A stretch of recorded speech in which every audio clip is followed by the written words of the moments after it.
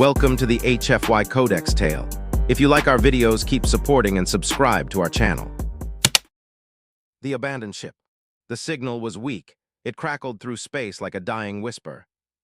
This is Alpha 19. We're alive. Please don't forget us. Captain Rhea stared at the screen. Her heart thumped hard. That voice, it was human, and it came from a region of space no ship ever returned from. 7 years ago, the deep space mission Alpha 19 had vanished. The crew, 12 humans, were declared dead. Their ship was lost in the Black Reach, a part of space full of dead stars and unknown dangers. But now this message had arrived. "Run a check," Rhea ordered. Her voice was steady, but her hands trembled. Where did that signal come from?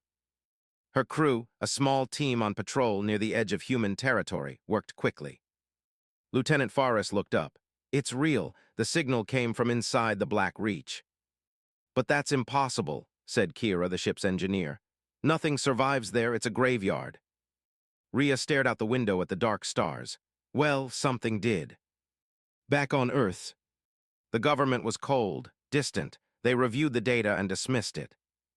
"It's likely an echo," the councilman said. "A leftover recording bouncing through space." Rhea sat across from them, jaw tight. The voice said they're alive. It's not an echo. It's a cry for help. "You're risking a warship for ghosts." Rhea slammed her fist on the table. "They're not ghosts, they're human." Silence fell. The council gave their answer. Request denied. Later that night, Rhea sat alone in the hangar, staring at the stars. Her fingers tapped on the control panel of an old scout ship. It wasn't fast, it wasn't strong, but it could make the trip. Forrest found her there. "You're going anyway, aren't you?" he asked. She nodded. They would do the same for us. "I'll join you," he said. One by one, the rest of the crew arrived: Kira, old pilot Dane, and young medic Juno. None of them asked questions. They just climbed aboard. The ship hummed to life. Its engines glowed soft blue in the darkness. They left Earth without permission. They were going into the Black Reach. 2 days later, the stars grew strange, darker. The space around them felt heavy. "Do you feel that?" Juno whispered. "Like something watching us." Forrest nodded. "I've been feeling it for hours." Then the alarm screamed. "Gravity pull," Kira shouted. "Something dragging us in." The ship shuddered. The stars outside twisted and bent like water. Space didn't look right. "Hold her steady," Rhea yelled, gripping the controls. A massive shadow appeared ahead, a broken star station floating in darkness, and near it a ship. Their mouths dropped. "It's the Alpha 19, Dane whispered, "still intact." They had found the lost ship. Docking sequence. The Alpha 19 looked dead. No lights, no movement. But when they docked and entered, strange things happened. The doors opened too easily. The air was breathable but cold. The walls were covered in frost and something else, like thin webs of silver. Rhea held up her scanner. No life signs, but also no decay. The place looked untouched, like the crew had just walked out. Then they reached the control room. A blinking light was still active. A message waited. Rhea pressed play. A man's face appeared, tired, bruised, but alive. "This is Commander Lin of Alpha 19. We are still here. Time doesn't move right. We tried to escape. Some of us are changing. If you get this, don't come for us. Save yourselves." The message ended. The crew stood frozen. "They're alive," Rhea whispered. Or they were. Suddenly a noise echoed from deep within the ship. A soft metallic bang. Then another. "Movement," Kira said, checking her scanner. "Sector B7. Juno clutched her medkit. It could be one of them. Rhea pulled her blaster, or something else. They moved toward the sound slowly. End scene cliffhanger. As they turned the corner, a figure stepped into the light. It wore a human uniform, but its eyes glowed faint blue. Its skin was pale like ice. The figure smiled weakly.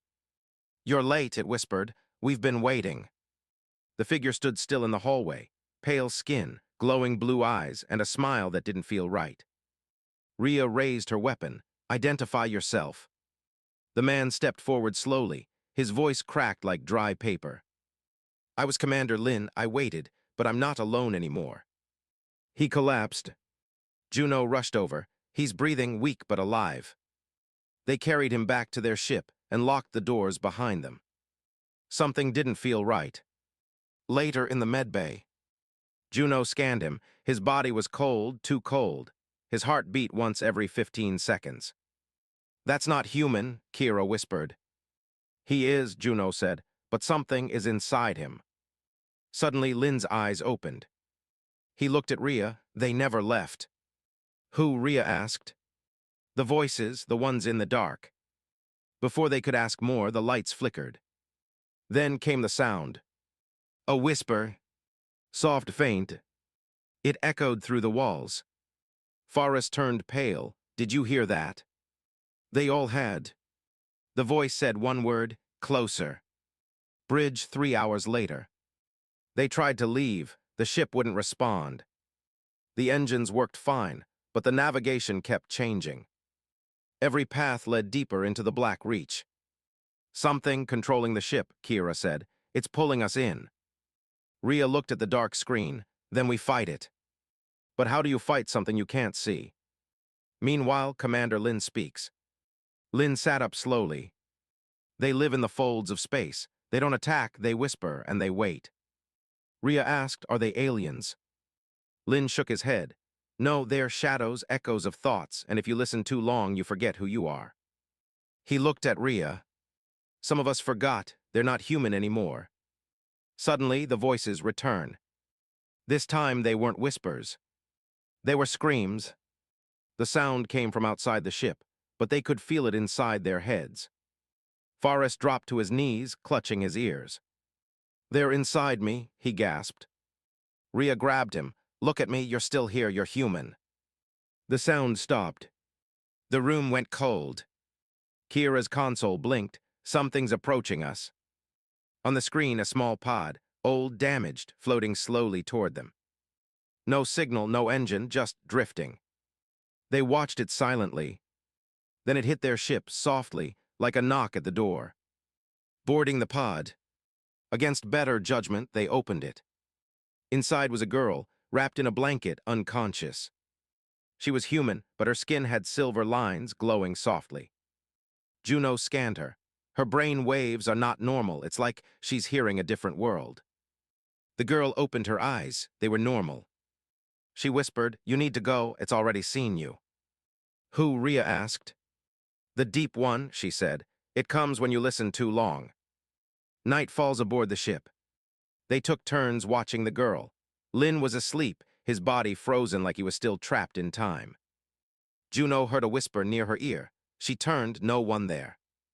Forrest saw a memory, his dead sister smiling at him.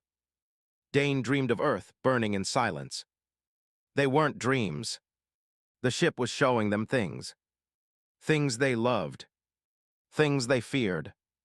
Back in the control room, Rhea stared at the blinking lights. "It's not just a place, the Black Reach is alive." Kira nodded. "It wants something." "But why us?" The girl, her name was Mara, answered. "You're human, you feel more, you fight more. That's why it wants you, to use you." She leaned close to Rhea. "Some humans gave in, they became its voice. You'll hear them soon." Final scene cliffhanger. Suddenly, the ship lights turned red. Alarm blared. "Intruder ON Deck 3. They rushed to the screen. A figure was walking toward them inside the ship. It was wearing a human uniform, but its head was wrong, tilted, stretched. Its eyes glowed like stars. Kira backed away. "That's Captain Rones from Alpha 19. Rhea whispered, "He died 7 years ago." Mara looked down. "He's not here to talk." The intruder walked slowly, one step at a time, like a broken puppet. His body looked human, but not quite right. Captain Roan had been declared dead years ago, but now here he was, alive yet hollow. Rhea and her team watched him on the screen. "What do we do?" Faris asked. "Seal Deck 3, Rhea ordered. Too late. The lights flickered. And then he spoke. The voice that wasn't his.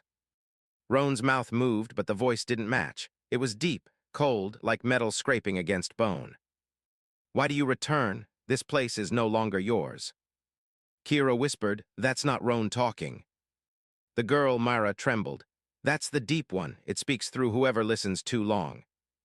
"Then we shut him out," Rhea said. She ordered the ship to shut down all sound systems.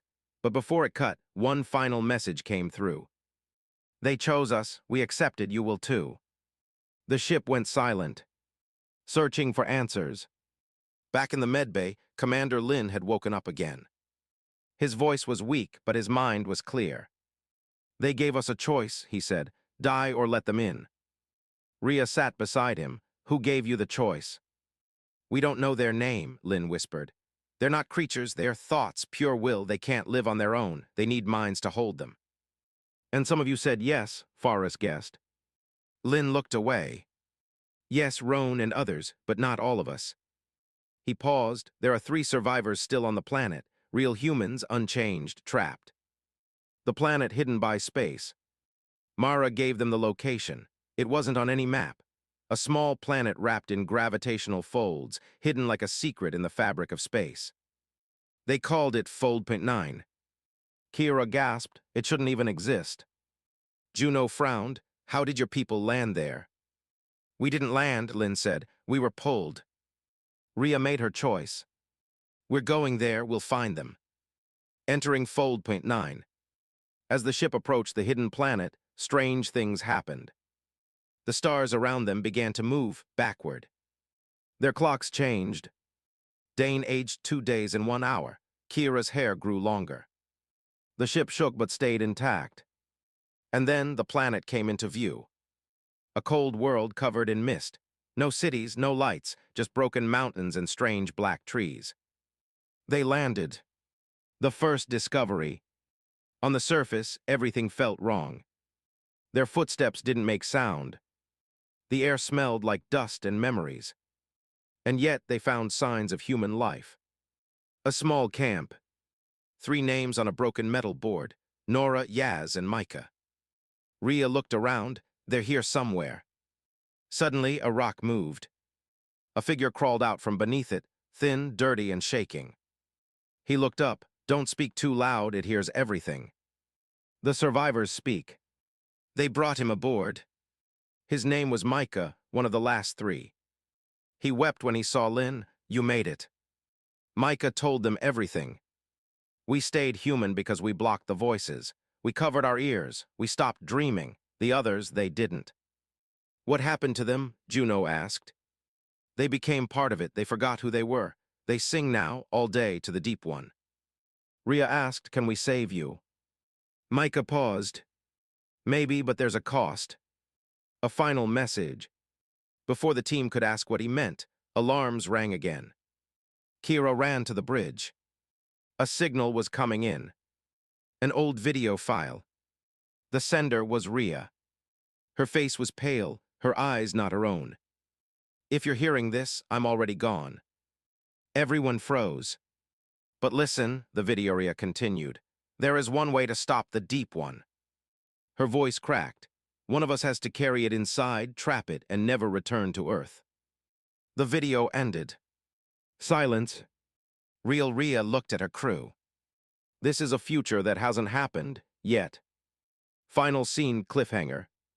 The screen blinked again. Another figure appeared outside the ship. It was Nora, one of the missing survivors. But something was wrong. She walked barefoot through the mist, eyes glowing, fingers twitching. And then she smiled at the camera.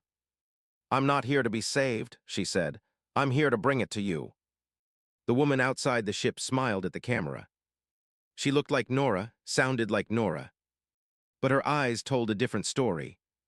They were glowing red, unblinking. And behind her, the mist was moving like it was alive. "Do not open the doors," Myra said. "But she's one of ours," Juno whispered. "She's not anymore," said Micah. "She belongs to it now." Trust breaks. Inside the ship, tension rose. Micah backed away from the window. "She'll try to trick you, they always do." Kira narrowed her eyes. "How do we know you're not infected?" "I starved in the caves," Micah said. "I tied my ears shut. I still remember my name." Rhea stayed quiet. Her eyes flicked to Mara. Something about the girl had changed. She looked afraid, not of Nora, but of something else.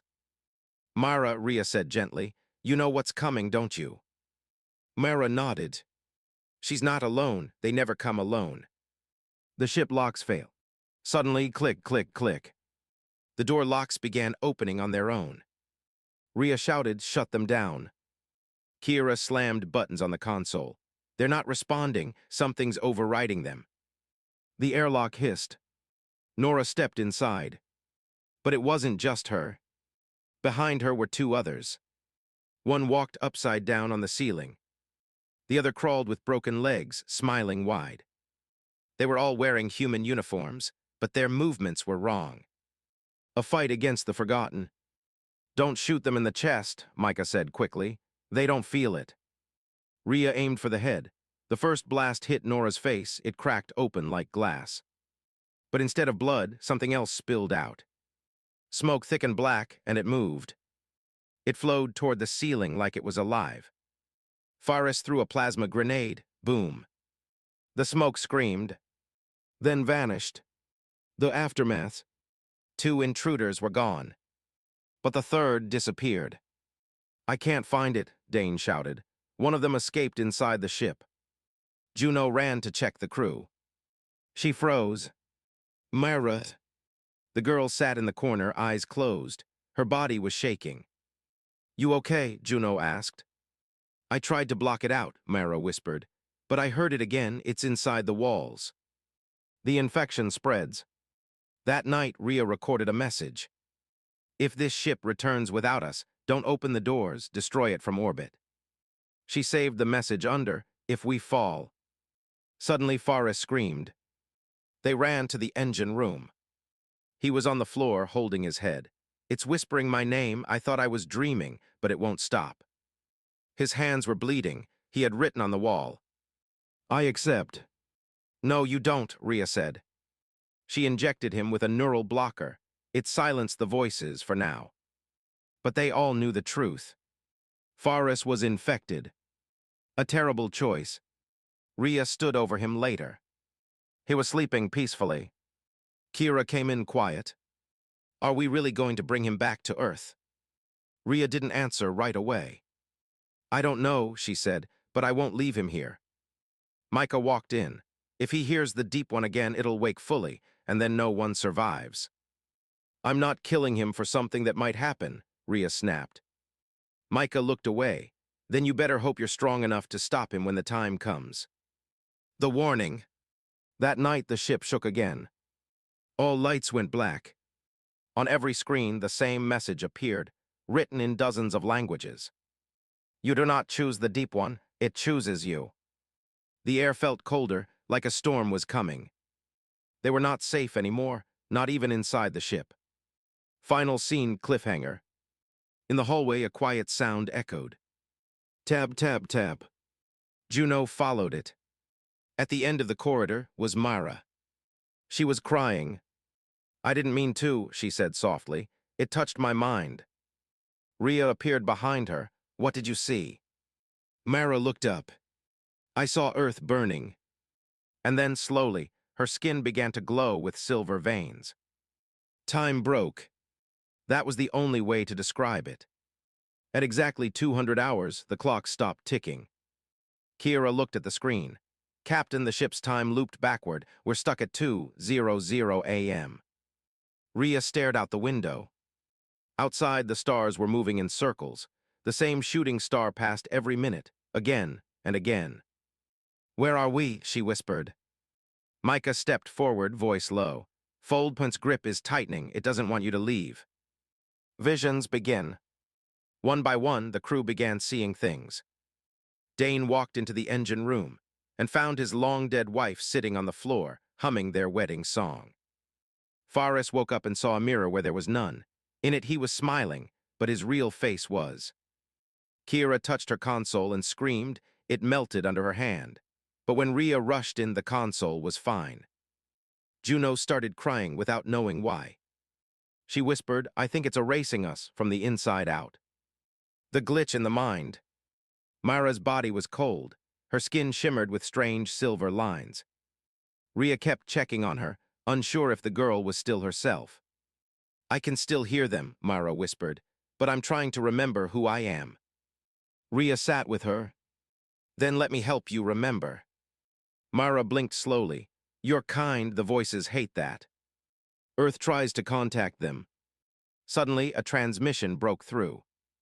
It was a human signal, clear and loud. This is Earth Command. We received your distress ping. Report your status. Hope filled the room. But Micah stepped back. That's not real. It's Earth, Juno said. No, he said. Listen carefully. They're using your voice, Captain. Rhea leaned in. The message repeated. And this time it was her voice saying the words. Not Earth. Not real. Just another lie. Another test. The heart of the madness. They decided to leave the planet. But the ship wouldn't move. Something holding us, Kira said, like we're inside a dream. We need to find the core, Rhea said. Whatever is doing this, it has a center. Micah nodded. I know where it is, but you won't like it. Into the fold. They took a shuttle and flew low over the mist. The planet twisted as they moved. Mountains folded in half, rivers ran upward, and then they saw it. A giant sphere, half buried in the ground. Black, smooth, and alive. The mist around it pulsed with a heartbeat. That's where the Deep One lives, Mara said. It's not alive like us, Micah whispered. It's an idea, a parasite made of memory. They stepped closer. And then the sphere opened. The truth revealed. Inside was a frozen chamber. At the center, 3 humans stood, asleep in glass pods. One of them was Rhea. Forrest gasped, Captain, how can you be there and here? Micah answered quietly. You never left, none of us did. Rhea shook her head. No, this can't be. It's feeding off your minds, building a dream world to keep you here. Suddenly, the crew began flickering. Juno turned transparent for a moment. Dane vanished, then reappeared. We're trapped inside our own memories, Kira said. Rhea stepped toward her frozen body. She placed a hand on the glass. I'm done dreaming. The shatter. She drew her sidearm and fired. The glass shattered. The frozen body disappeared, and suddenly the world around them cracked like ice. The stars turned red. The mist screamed, and the sphere began to collapse. It's breaking, Micah yelled. Get back to the ship, Rhea ordered. Final scene cliffhanger. They ran. The world around them folded in and out, like flipping pages in a book. Back on the ship, alarms screamed. As they launched upward, the mist tried to follow. But they broke free. Behind them, the planet cracked open, and from its core, a huge, dark figure began to rise. The Deep One was waking up. Rhea looked back, breathing hard. We just made it angry. The ship shook violently. Behind them, Fold.9 was tearing itself apart. The mist rose like fire, and deep inside it, the shape of something massive turned slowly in the sky. The Deep One had awakened. Rhea stood in the command deck, gripping the railing. Report. We escaped orbit, Kira shouted, but it's following us. I don't know how. It's not using engines, it's just pulling space itself. Mara stepped forward, her face was pale. It's not chasing the ship, it's chasing me. The truth about Mara. They gathered in the briefing room. Mara stood in the center, her hands glowed faint silver. I didn't survive the fold, she said quietly. Not completely. Rhea looked at her. Then what are you? I'm still me mostly, Mara whispered, but part of it lives inside me now. Micah shook his head. Then we can't take you back to Earth if you carry even a piece of the Deep One. I know, she said softly. That's why I came. She looked at Rhea. I need your help to die in space. Voices divide the crew. The crew was split. Juno cried. She's still a child, she fought to stay human. Forrest, now stable but shaking, said, if we bring her back, we bring it with us. Kira looked torn. There has to be another way. There is, said Micah. We can drop her in isolation orbit, far from Earth. She lives, we study her, we watch for danger. But she'll be alone forever, Juno whispered. She already is, Mara said. Rhea's breaking point. Rhea stepped outside alone into the viewing deck. She watched the stars blur past the ship's glass window. Her reflection stared back at her, tired, angry, broken. Suddenly she heard her own voice, but not her own thoughts. Captain Rhea, it said sweetly from inside her mind. You can end this. You can join me. Be at peace. She clenched her fists. You don't speak for me. And then she screamed, pure rage from the human soul. We don't bend, we fight. The voice disappeared. Rhea turned and marched back inside. The human plan. I have a plan, Rhea told them, but it's going to hurt. They would enter uncharted space, far from any known system. They would place Mara in an orbit pod, alive, safe, isolated, and leave a signal warning all ships to stay away. We don't kill her, Rhea said, but we don't risk Earth. Mara looked at her. Thank you for seeing me as human even now. Juno hugged her. We'll find a way to bring you back one day. The goodbye. They suited Mara up and walked her to the pod. She looked around at each crew member, smiling, even as tears fell down her cheeks. Micah handed her a recorder. For the next humans who find you. She nodded. Rhea stepped close. Any last request? Just look at the stars one last time with me. They did. Then the door closed, and Mara was launched into the cold silence of space. The deep one fades. As soon as she left the ship's range, everything changed. The mist vanished from their radar. The lights inside the ship stopped flickering. The strange voices went silent. It was over. For now. Final scene cliffhanger. 1 week later, back near Earth space, Rhea played Mara's final message. It was soft, sad. I don't know how long I'll last out here. Maybe years, maybe forever. But I'm still human because you chose to believe I was. She paused. Thank you for not killing me. Then static. Rhea turned off the recording. Suddenly, Kira ran into the room. Captain, you need to see this. On the long-range scanner. Another signal, same frequency as fold point. And it was coming from Earth. The signal was clear. Same pattern, same sound. Just like fold point. Only this time, it came from Earth. Rhea stared at the screen, frozen. That's not possible, she said. Mara's gone, the deep one faded. Kira checked the logs twice. It's not a mistake, the frequency matches, but it's not Mara. Faris stepped closer, his voice was dry. Then it found another way in. Back to Earth. The crew sat in silence. Going home now might mean bringing danger to their people. But doing nothing might let something grow in secret. Micah said it first, if the deep one is waking up on Earth, we have to stop it. But how, Juno asked. It's not a thing we can shoot. Rhea answered coldly. Then we don't shoot it, we find who it's using and we stop them. The return home. They reached Earth 3 days later. Everything looked normal, peaceful. But Rhea felt it in her bones, something was wrong. They didn't land at the main station. Instead, they entered low orbit, hiding their presence. We find the source quietly, Rhea said. No contact, no noise. But Earth had already noticed them. The trap. A human voice hailed them over comms. This is Commander Leyen. Welcome home, crew of the Echo Drift, you're safe now. But it didn't feel like a rescue. Leyen's eyes were empty, his smile too wide. Micah whispered, he's one of them. Rhea didn't answer, she already knew. The core realization. The crew hacked into Earth's secure systems. What they saw made Juno gasp. Inside a hidden lab, deep underground, they were experimenting on something silver and glowing. Rhea recognized it. A piece of Mara. Someone had recovered her escape pod. And now, the deep one was learning how to live without her. The final choice. Rhea gathered her crew. There's only one way to stop this. We destroy the lab and the piece inside it. But that's a government base, Faris said. They'll shoot us down. We're not asking permission anymore. Kira paused, and if it's already spread. Then we burn more than the lab, Rhea said, her eyes cold. We burn every root before it becomes a forest. The infiltration.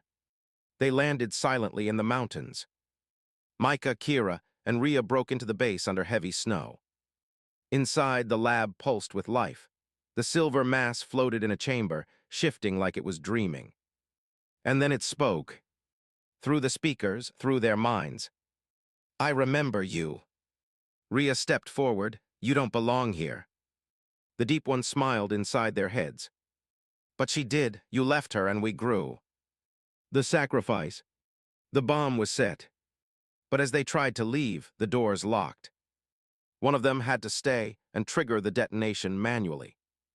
I'll do it, Micah said. This was my fight before it was yours. Rhea stepped forward. No, it's my crew, my mission, my fault.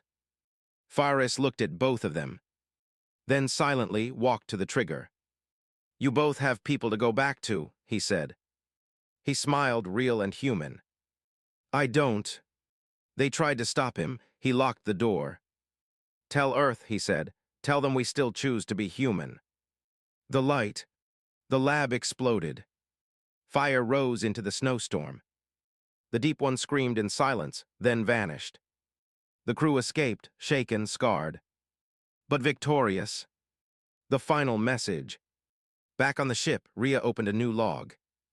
Captain's report, final entry. We faced something no weapon could kill, a thought that wanted to erase who we are. We survived because we remembered what made us human. Pain, choice, love. And one man's sacrifice lit the way home. She closed the log.